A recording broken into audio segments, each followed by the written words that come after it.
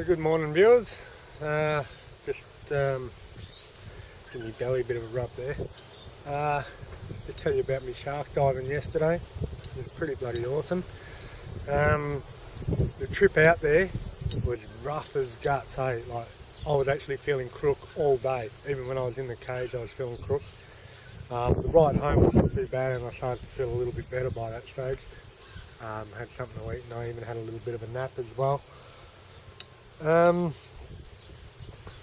yeah, really rough. Like the swell, I'd say be 20-30 foot. The boat would go right down, and all you could see is this massive swell coming towards you.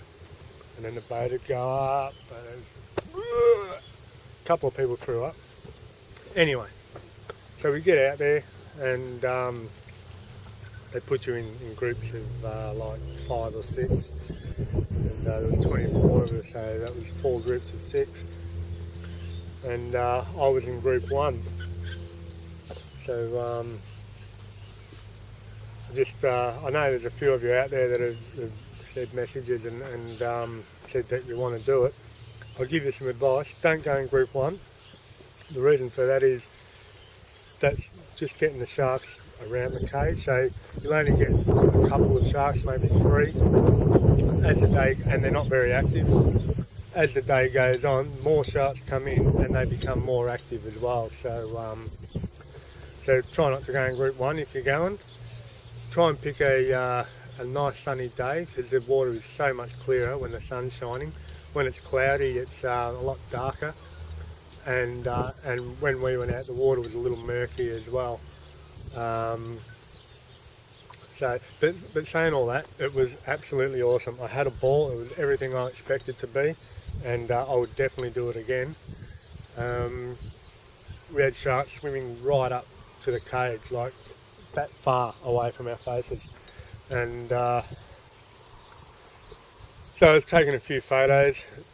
My photos didn't turn out real good, and my videos aren't real good quality either, and I missed all the really good stuff like when they came up close. I think I got one photo of one up close, but the ones coming towards you and that, I missed all that, because you're not taking photos and filming the whole time, you know. Sometimes you'll take some pics and sometimes you'll film, and you always miss the really good stuff.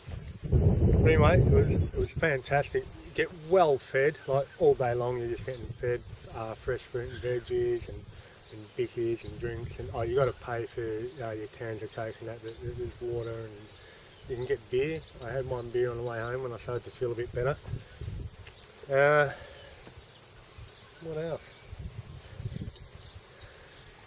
Oh yeah, so I was in group 1, so we went down and we had our dive and all that sort of thing.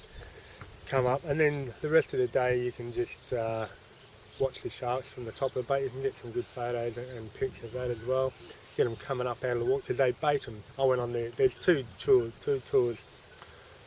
One uses vibrations. They actually play AC/DC music, and that brings the sharks in, which is supposed to be eco-friendly. The one I went on is the one that uses bait. So they get the bait out and they actually drag the bait in and coax the sharks into the cage and get them in real close. I don't know which one would be better. I mean, I thoroughly enjoyed the one I went on. Also, there was a bloke from SBS on there doing a documentary. Now, I had a pretty long chat to him actually, and he wouldn't say too much about his documentary, so I don't know whether it's going to be for or against shark cage diving and the baiting side of it. So that'd be interesting to see. I don't know if I got on film either. It was just they filming it. That's going to be on SBS 2 on Thursday night. So maybe Jamie or Daniel, if one of you could tape that for me, that'd be really cool. I'd like to see that. Just save it for me till I get back over there in October. I've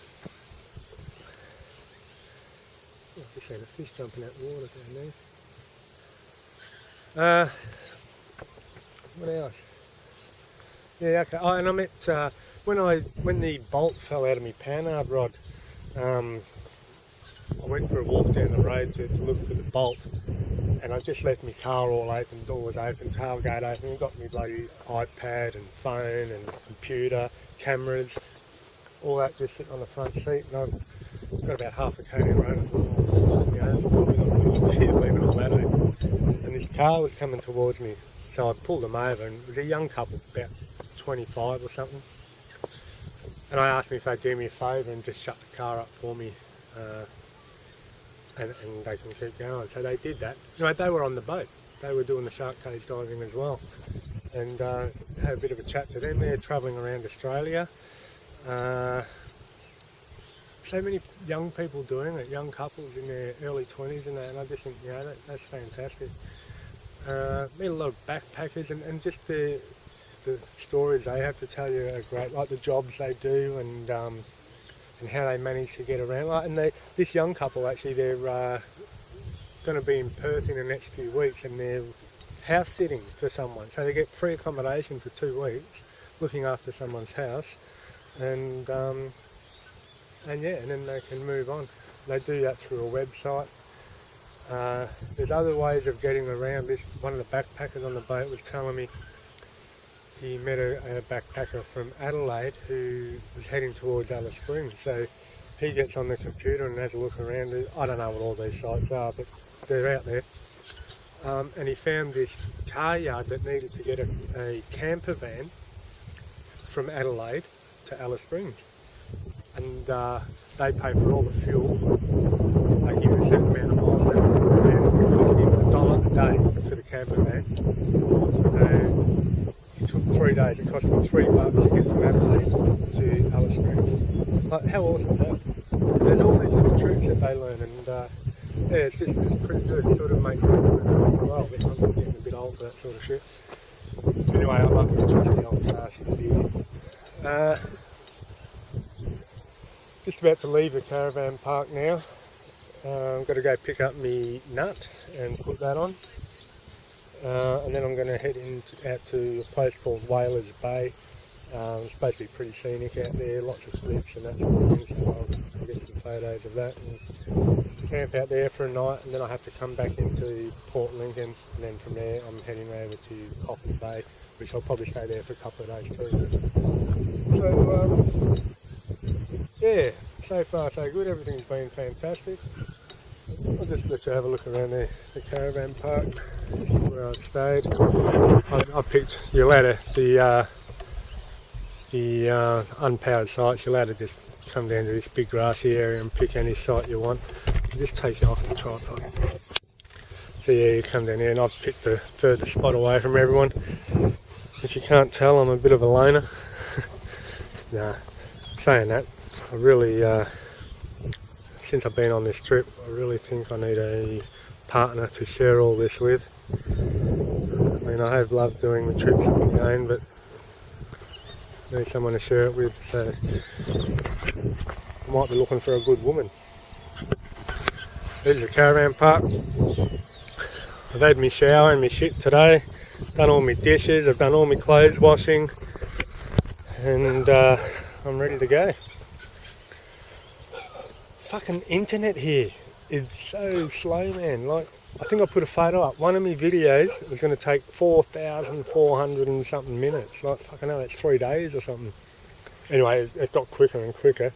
But yeah, the most videos, most of them are taking a couple of hours to put up, and so slow and really pissing me off. But so if I keep them short, they go up a bit quicker, and this one has already gone on for way too long. So adios, sayonara, and goodbye. Talk to you soon.